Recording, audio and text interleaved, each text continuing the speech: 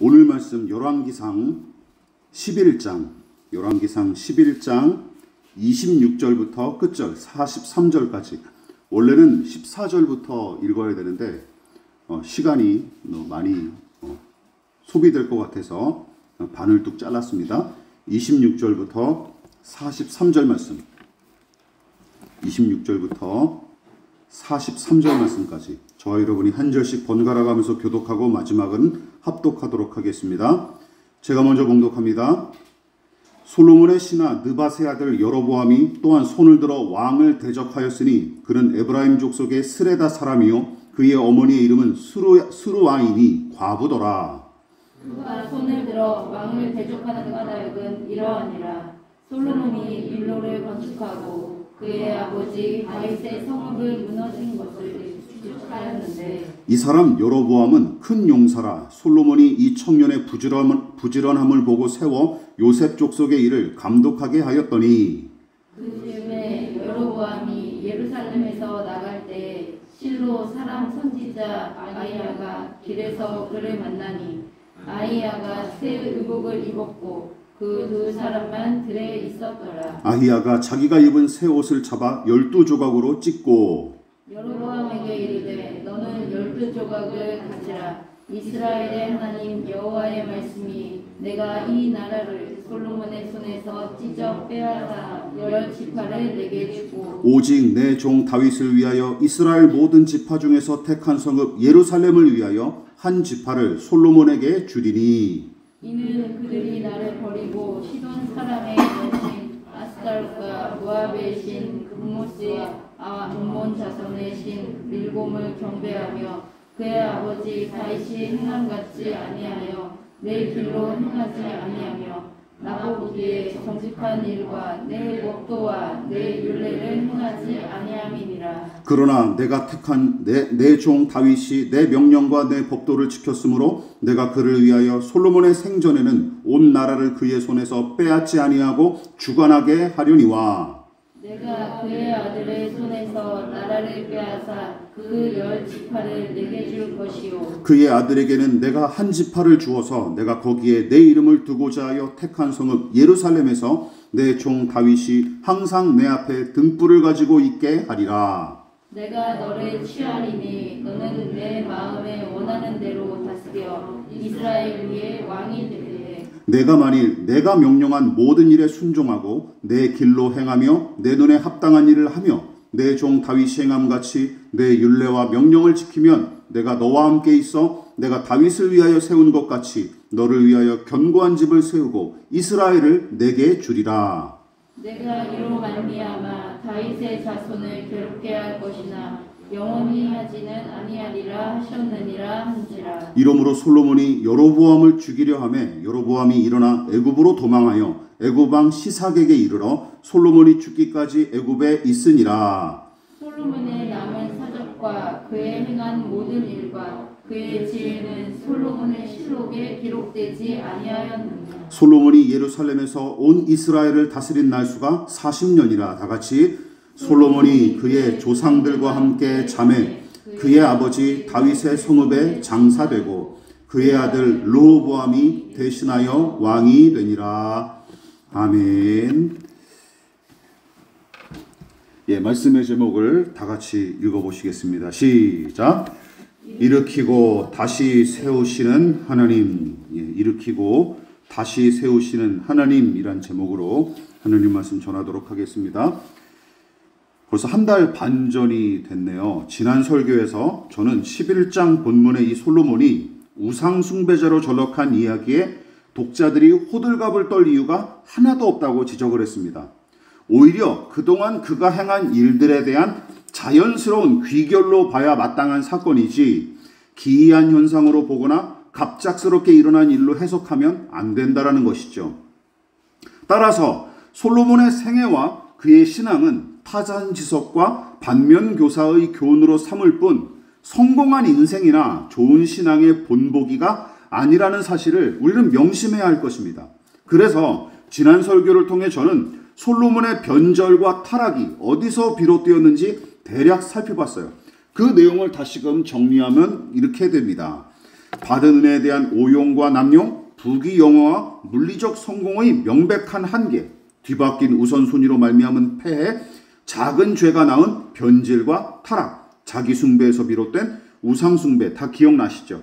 솔로몬의 이야기가 열왕기서 전체를 통틀어 가장 많은 분량을 차지하고 겉보기에는 이스라엘의 최전성기를 이끈 왕인 까닭에 많은 신자가 이 사람을 신실한 믿음과 탁월한 지혜를 바탕으로 하나님께 귀히 쓰임받은 왕인 것처럼 생각을 했었죠. 그러나 정작 그의 신앙에 대한 이러한 긍정적인 평가는 대개 찬란한 물리적 성과와 성전 완공으로 말미암은 착시 현상에 불과했던 게 사실이었습니다. 게다가 좋은 신앙과 성공적인 인생이란 두 마리 토끼를 다 잡기를 바라는 신자들이 얼마나 많습니까? 그래서 그런 사람들이 롤 모델로 삼기에 딱 알맞은 인물이 바로 오늘 본문의 솔로몬이에요. 그래서 간증 집회나 부흥회를 여는 교회에서 어떤 강사를 초빙하는지 한번 여러분 살펴보십시오. 성공한 믿음의 사람이랍시고 초청하는 게 허다하죠. 그런데 안타까운 일은 믿음보다 성공에 더 무게중심을 두는 것이 바로 교회와 교인들의 현실입니다.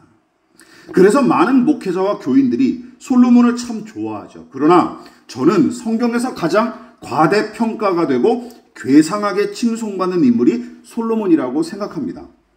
또한 열왕기상 11장부터는 그동안 직접적으로 언급하지 않았던 솔로몬의 변질과 타락을 노골적으로 언급하기 시작했을 뿐만 아니라 탐욕과 불순종으로 점철되었던 그의 통치가 어떤 불의한 결과를 맺는지 적나라하게 보여주기 시작해요. 자, 이처럼 사도 바울이 이야기했죠. 갈라디아서 6장 7절 사람이 무엇으로 심든지 그대로 거두리라 했던 사도 바울의 교훈이 솔로몬의 통치 말기와 그 이후에 한치의 오차도 없이 그대로 적용이 됩니다. 열왕기상 11장은 솔로몬이 뿌린 걸 거두기 시작하는 거예요. 드디어 거두기 시작하는 것이죠. 무엇보다 본문에 기록된 심상찮은 반란의 조짐과 연이은 대적들의 발생은 솔로몬이 그동안 뿌리고 심은 것이 무엇인지 여실히 보여주는 것이죠. 그렇다면 솔로몬이 통치하는 동안 누적됐던 이스라엘의 부조리와 불의는 어떤 악한 모양으로 뿌리를 내리고 열매를 맺었을까요? 자, 여러분, 대표적으로 솔로몬을 대적했던 세 사람이 본문에 등장하는데요.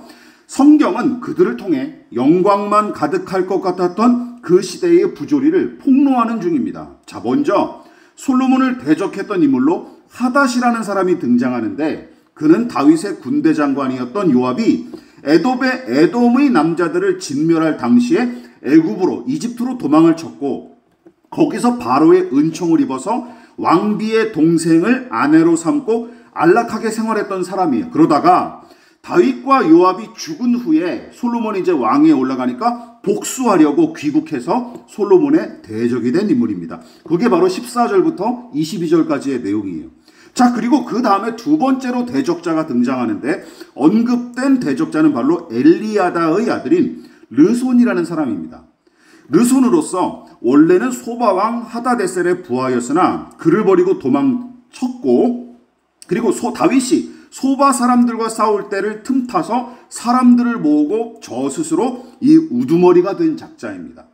특히 솔로몬의 통치기에 다메섹을 빼앗아서 수리아 왕국을 세운 인물로 본문이 소개를 하죠. 바로 23절과 25절까지의 내용이 바로 르손에 관한 소개입니다. 자, 그런데 이들이 솔로몬에게 제법 피해를 입히면서 통치 기간 내내 그를 괴롭혔던 것 같습니다. 자, 25절을 볼까요? 같이 읽어보겠습니다. 시작. 솔로몬의 일평생에 하닷이 끼친 환난 외에 르손이 수리아 왕이 되어 이스라엘을 대적하고 미워하였더라. 자, 이처럼 솔로몬은 눈에 가시 같은 이 대적자 하닷 때문에 내내 고달팠었고 엎친 데 덮친 격으로 르손과 그 일당도 솔로몬의 통치 기간 내내 괴롭혔던 것 같습니다. 자, 그러나 하닷과 르손보다 더한 인물이 등장을 하죠. 그게 누구죠? 예, 여로보암입니다.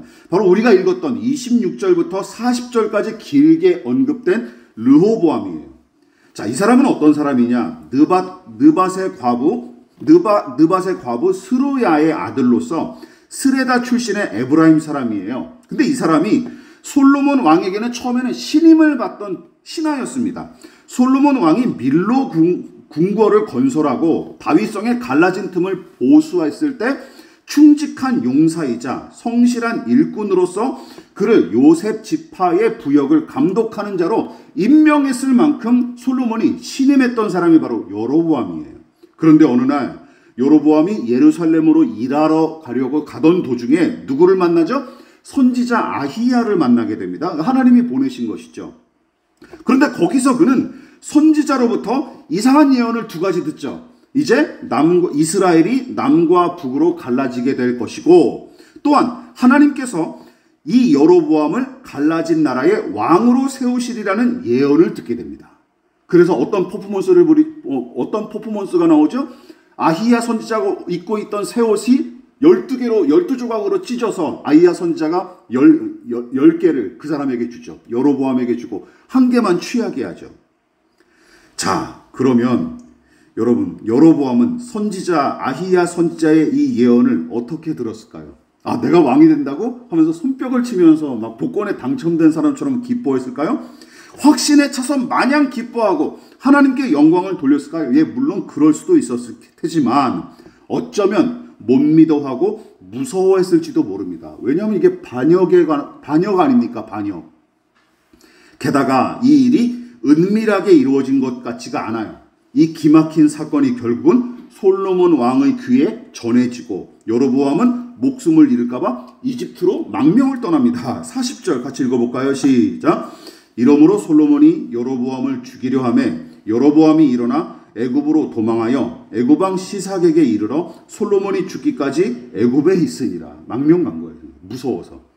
이 예언이 그의 이스라엘에게 기쁨만은 아니었던 거예요. 물론 전쟁과 반란 등과 같은 골치 아픈 일들이 다른 시대에 비하면 사울 왕이나 다윗 왕, 아버지 다윗 때에 비하면 적었던 게 사실이고, 열왕기서도 솔로몬의 통치기를 가리켜 4장 25절에 어떤 이 솔로몬 시대의 모습을 어떻게 표현했습니까? 각기 포도나무 아래와 무화과나무 아래서 평안히 살았더라 하면서 마냥 태평성대를 누렸던 것으로 기록을 했죠. 그러나 3명의 대적자에 관해 기록한 11장 본문은 솔로몬이 다스리던 이 시기에도 내후 외환이 존재했다는 사실을 분명하게 보여주고 있는 거예요. 자, 그러므로 우리가 또 이 부분에서 우리 한 가지 교훈을 삼아야 될 것. 성경을 일부만 읽고 해석하면 큰일 납니다. 그러니까 이런 오류가 벌어지는 거예요.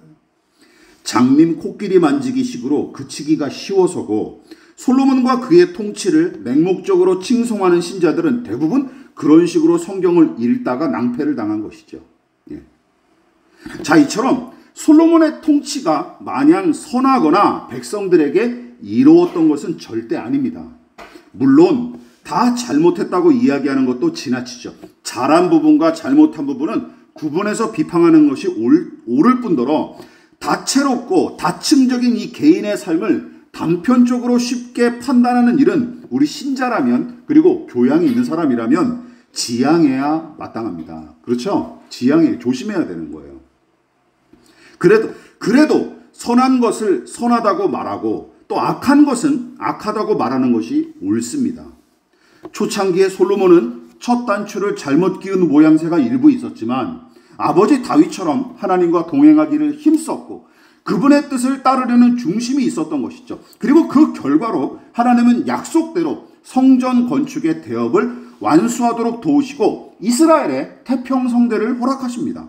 그러나 왕에 관한 율법의 명령을 가벼이 여기고 노골적으로 어긴 죄를 솔로몬은 절대로 돌이키지 않았고, 은혜로 얻은 이 왕의 직분과 권력을 점점 더 제멋대로 남용하기 일쑤였으며 하나님의 선한 통치를 구현할 이 왕의 본분과 사명마저 잊은 채 백성을 자신의 명성을 드높이기 위한 부역의 도구로만 부려먹다가 종국에는 어떻게 됩니까? 11장에 나오죠. 하나님을 마치 뒷방 늙은이처럼 취급해버리고 그는 탐욕에 찌든 우상숭배자로 전락을 해버립니다.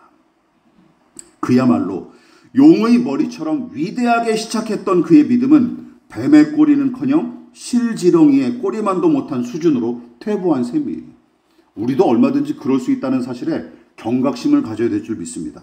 게다가 그의 변절과 타락은 개인의 일탈로 그치지 않습니다. 자, 이게 무서운 것이죠. 이게 그래서 권세와 자리가 무서운 거예요. 큰 책임이 느껴지는 것이죠.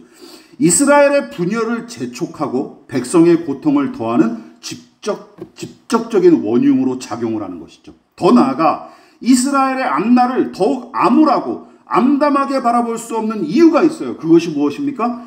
다윗에 이어서 이스라엘의 부흥을 이끌었던 솔로몬이 영원히 살아서 이스라엘을 통치한 게 아니라 이 11장 말미에 어떤 사건이 등장하죠? 40년간의 통치를 끝내고 여느 사람과 다를 바 없이 끝내 죽음을 맞이하는 솔로몬의 이야기로 마무리됩니다. 솔로몬도 죽어요. 평생 살 것 같았던, 평생 부귀영화를, 영원히 부귀영화를 누릴 것 같았던 이 위대한 왕도 결국은 여느 사람과 다를 바 없이 죽는다. 관에 들어갈 수밖에 없다라는 것이죠. 따라서 11장에 기록된 대적자들의 등장과 솔로몬의 죽음만 주목하면 여러분, 이스라엘을 향한 기대와 소망 따위는 애초부터 포기하는 것이 나은 것 같습니다. 성경을 읽다 보면. 야, 이젠 끝났구나 생각하게 되는 것이죠. 실제로 솔로몬의 아들 르호보암이 41살의 늦은 나이에 왕위를 이어받았으나 아버지에 비해 지혜나 정치적 수완이 턱없이 부족했던 탓에 17년간 남유다를 다스렸으나 별다른 성과를 내지 못한 것은 물론이고 말년에 자기 아버지처럼 허튼 짓만 일삼다가 분열과 쇠락의 흐름을 더욱 공고히 할 뿐이었습니다. 그러니까 개선되는 게 하나도 없이 그냥 계속 이제 밑으로 점점 내려가는 것이죠. 이스라엘이. 이쯤이면 성경의 독자들도 본문의 암울한 분위기에 휩쓸리기 마련이죠. 그러나 도무지 희망을 찾아보기 힘든 이 이야기에서도 한 가닥 소망의 빛을 발견하는 사람들이 있는데 그들은 3명의 대적자가 일어나 이스라엘을 괴롭히고 다윗 과문과 상관이 없는 새로운 왕으로 여로보암을 세우게 되는 일이 쇠락해가는 분위기에서 우연히 벌어진 일이라거나 혹은 불손한 인간들의 의지만으로 일어난 일이 아니라 잘 들어보십시오. 오히려 하나님께서 친히 계획하고 주관하신 일임을 발견한 사람들이 바로 본문에서도조차 희망을 발견한다는 것이죠. 자, 다시 말해 제가 이렇게 정리를 해봤습니다.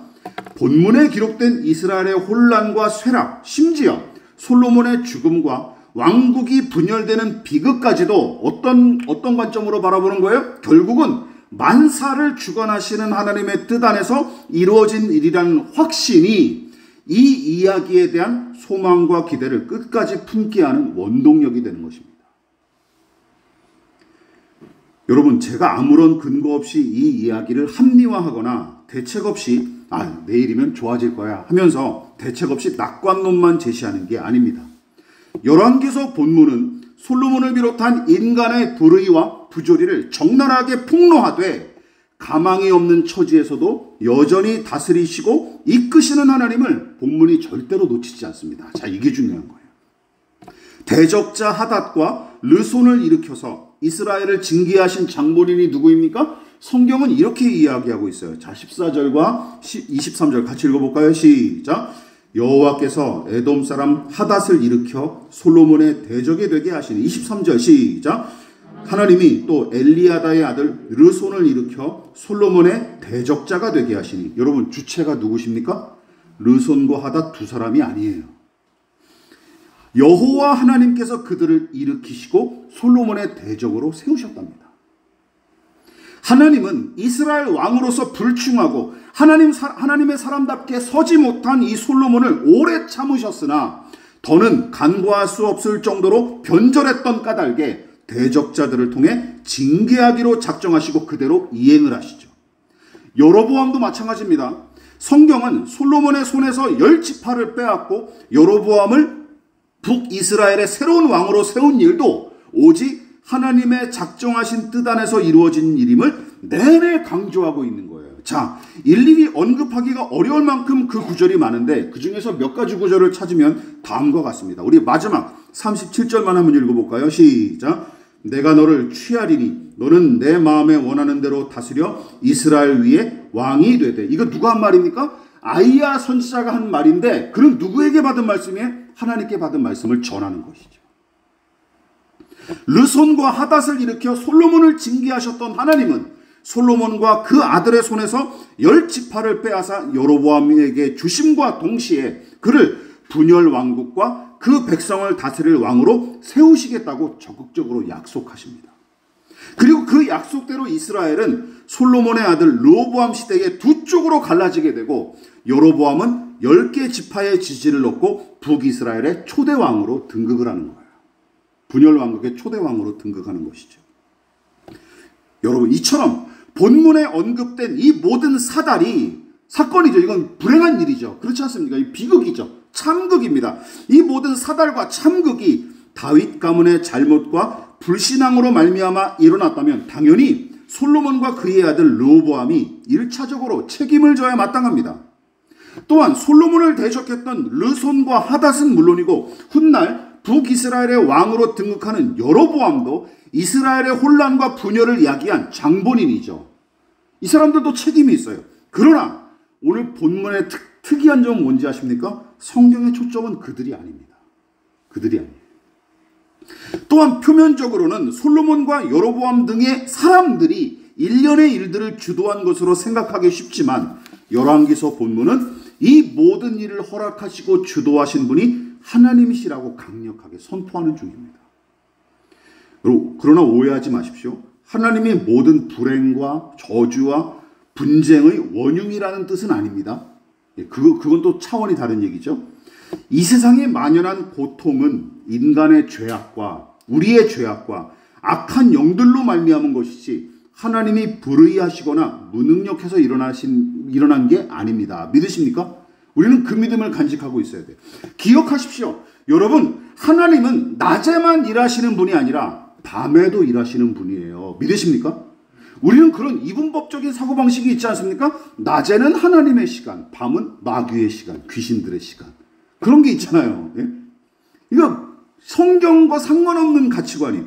기억하십시오. 하나님은 낮에만 일하시는 분이 아니라 밤에도 일하시고 밤의 주인이시기도 합니다.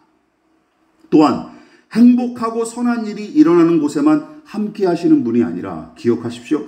불행과 실패와 저주와 사망과 어둠의 장막이 짙게 드리워진 곳에서도 하나님은 얼마든지 함께 하시고 넉넉히 일하시는 분이에요. 왜요? 거기도 하나님이 주인이시니까. 믿으십니까? 지금 본문은 그거를 이야기하는 것입니다. 이 사실을 놓치고 있다면 여러분은 반쪽짜리 하나님을 믿고 있을 뿐이며 그런 하나님은 성경이 가르치는 하나님과 상관이 없습니다.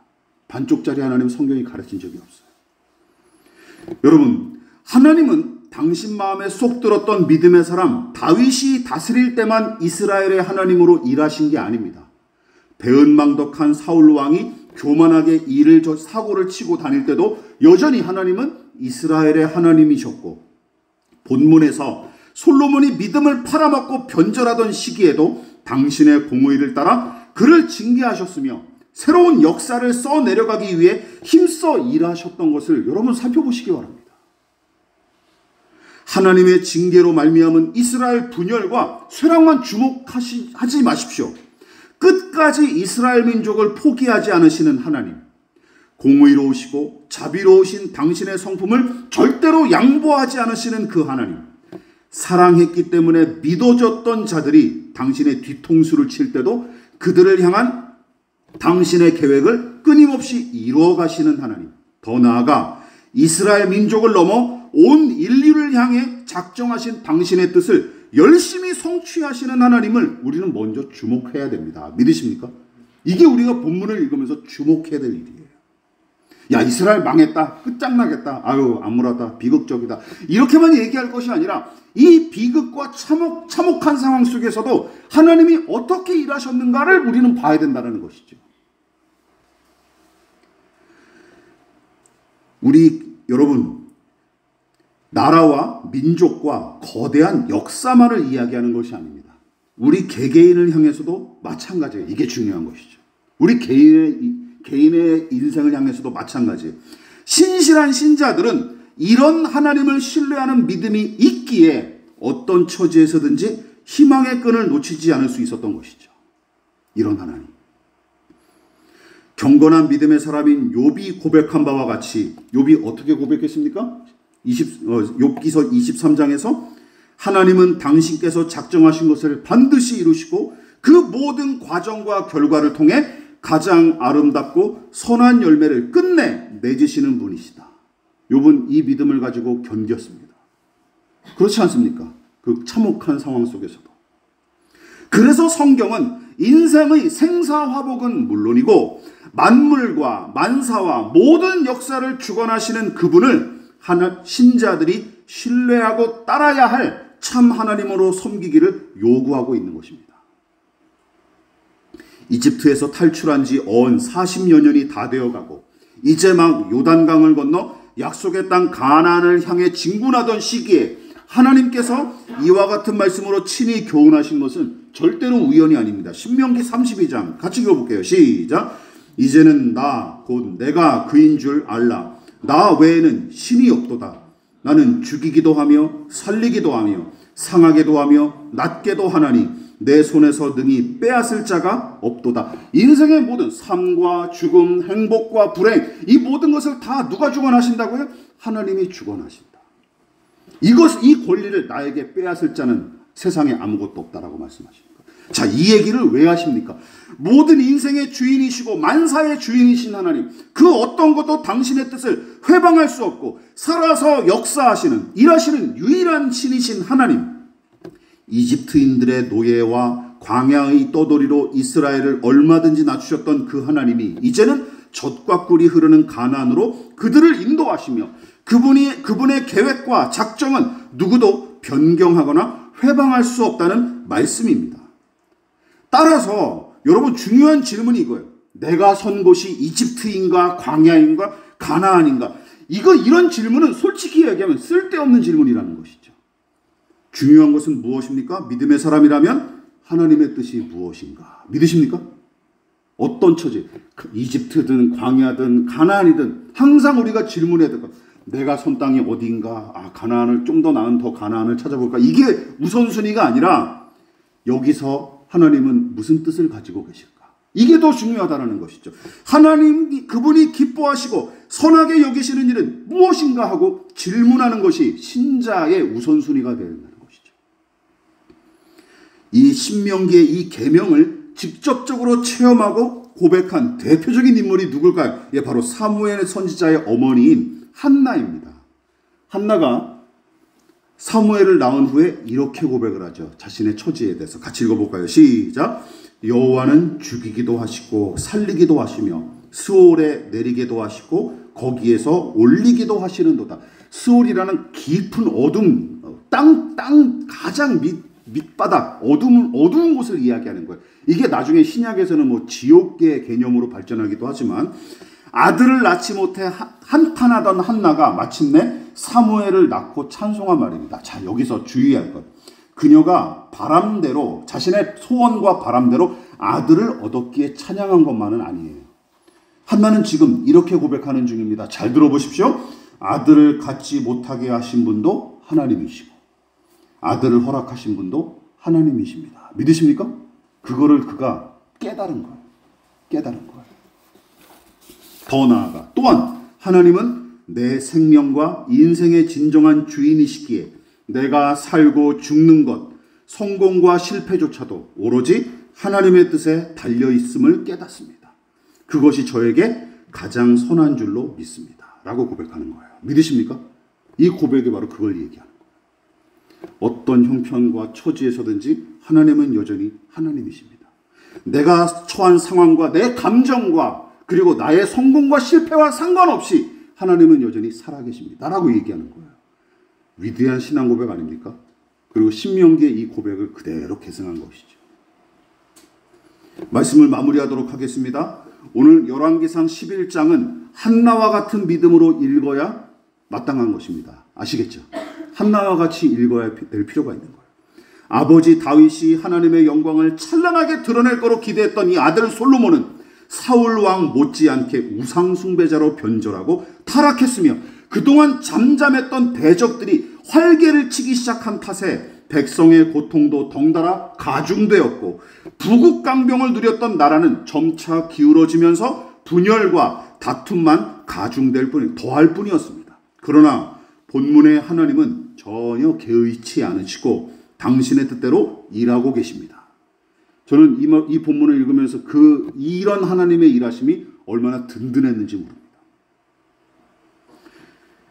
솔로몬과 백성이 저지른 불의를 오래 참으시다가 끝내 당신의 공의를 따라 징계하시기로 작정하셨고, 그 와중에도 그들을 불쌍히 여기셔서 다윗과 맺은 언약을 지키기 위해 솔로몬과 백성에게 여지를 남겨두시죠.